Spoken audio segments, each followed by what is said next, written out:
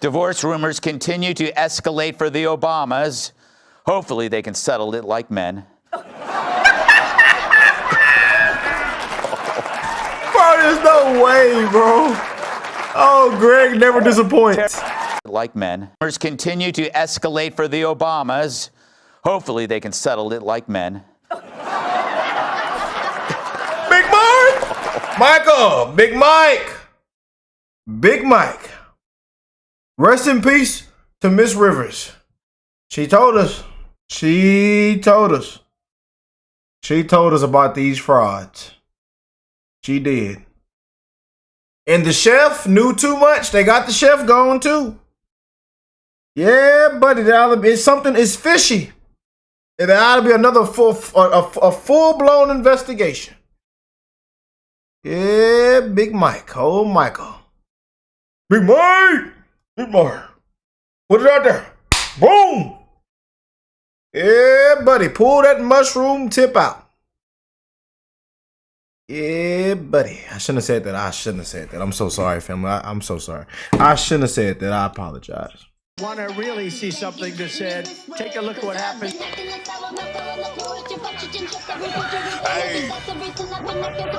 Why this beat so cold?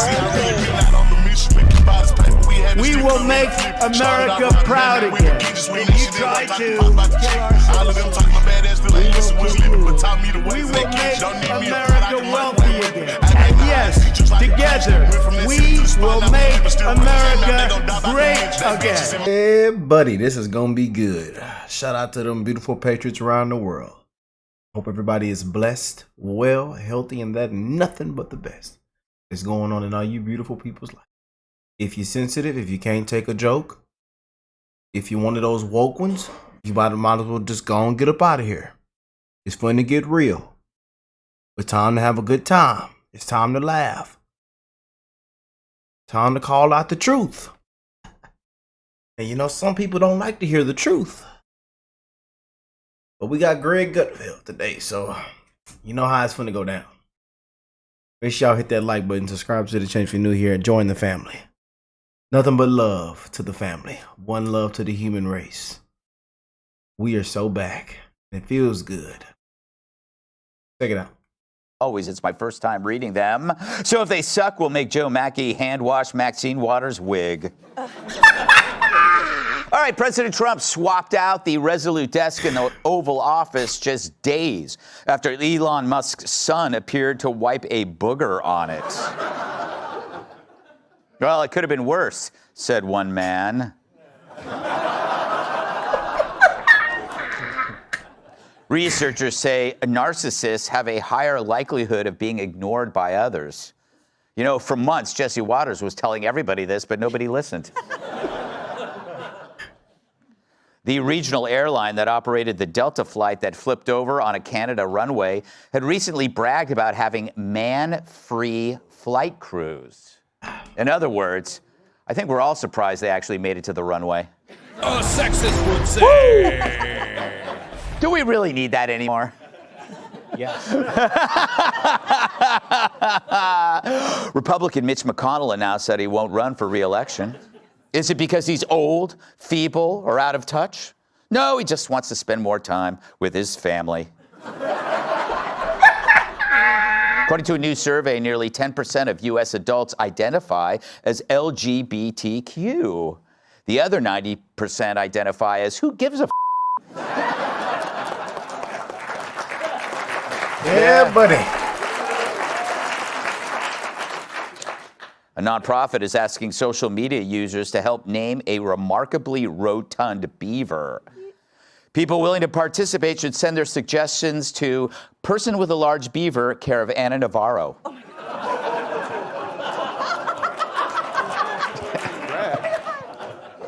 She loves pets. Divorce rumors continue to escalate for the Obamas. Hopefully they can settle it like men.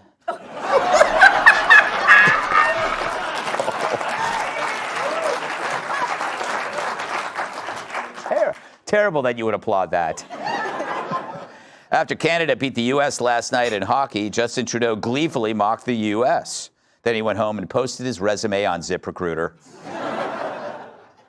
Democrat consultant James Carville said Stephen A. Smith doesn't know his ass from a hole in the ground. Carville should know a hole in the ground is where he lays his eggs.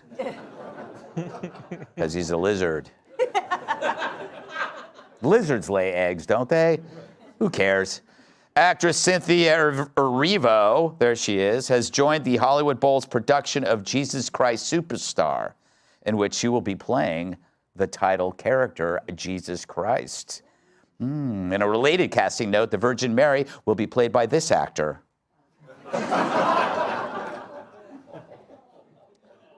DOGE, otherwise known as the Department of Government Efficiency, has revealed that $1.9 billion in HUD money has been misplaced during the Biden administration.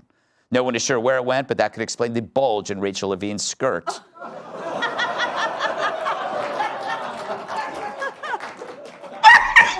Finally, scientists have developed a drone that can smell. A drone that smells? Don't we have that already? Oh, you hate him. So here we go.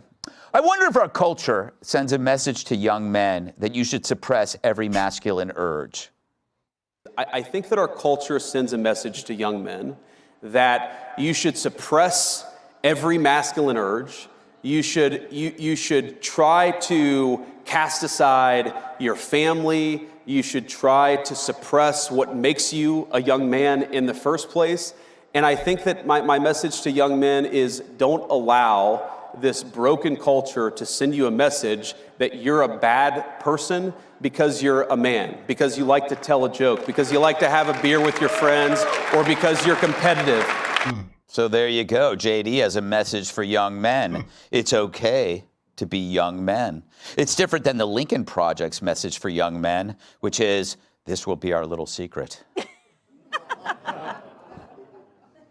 But what Vance is speaking out against is the idea of toxic masculinity, or as yours truly calls it, my core values. It's not enough to scold men for doing bad things. Libs now scold men for doing anything. It's a cultural message, and I bet the president in JD's is the exact opposite. The cultural message, and I think the president's and mine is the exact opposite, but our cultural message is, I think that it wants to turn everybody, whether male or female, into androgynous idiots who think the same, talk the same, and act the same. We actually think God made male and female for a purpose, and we want you guys to thrive as young men and as young women. We are so bad. And we're going to help with our public policy to make it possible to do that. But imagine Kamala Harris trying to put that many coherent sentences in order. To think she was one dead life alert battery away from the presidency. Yeah, buddy. We dodged But a Vance is missile. drawing a distinction between the Democrats' embrace of victimhood and identity and the Republicans' embrace of strength and action. I mean, what's more awesome than a frickin' chainsaw?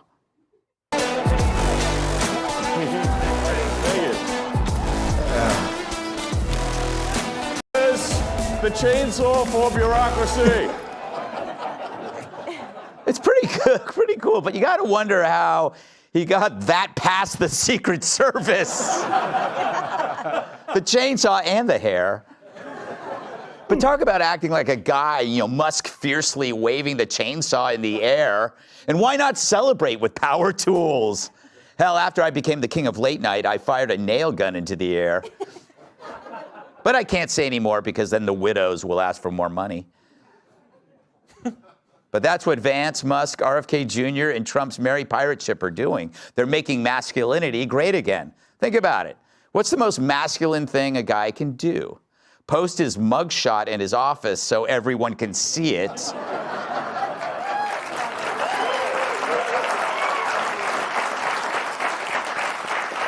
Including those who thought it would hurt him. Trump took the critical attacks on him and he turned it around. What does that remind you of? An action hero disarming the attacker, taking their gun and pointing it back at them. But if you look at all of Trump's moves, from the mugshot to raising his fist after getting shot at, it's an action movie that every guy wants to see. And it's the kind with lots of funny stuff in between. It's Die Hard, it's Lethal Weapon, it's Thelma and Louise without those chatty broads.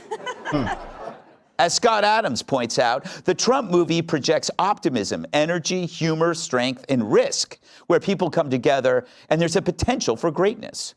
And it's way preferable to steal magnolias, which I never saw. Trump's delivering what Hollywood decided was toxic, and now he's doing the movies that they won't. Meanwhile, compare that to the Dems, whose message is, we're weak and sad and we need help, while they focus on things that have nothing to do with reality, just made-up panics. It reminds me of every scene in a disaster movie where one character's out and the hero has to slap him across the face. Better yet, the Dems are that lady in Airplane falling apart. Remember that? And can you guess who the Republicans are? I've got to get out of here. Calm down. Get a hold of yourself. Stewardess, please let me handle this. I've got to get Calm down. Now get back to your seat. I'll take care of this. Calm down. Calm down. Get a hold of yourself. Doctor, you're one on the phone. Everything's going to be all right. Please. Sister, please, I'll handle this. I've got to get out of here. Out of here. Got to get out of here.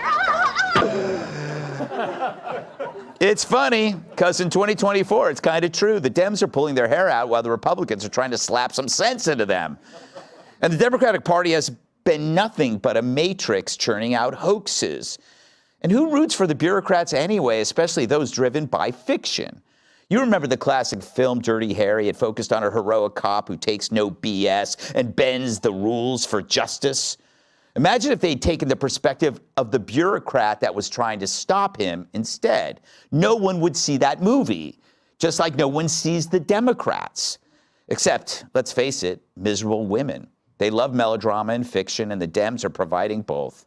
Meanwhile, everyone else is lining up around the block for the Trump movie. It makes me wish I'd bought stock in popcorn.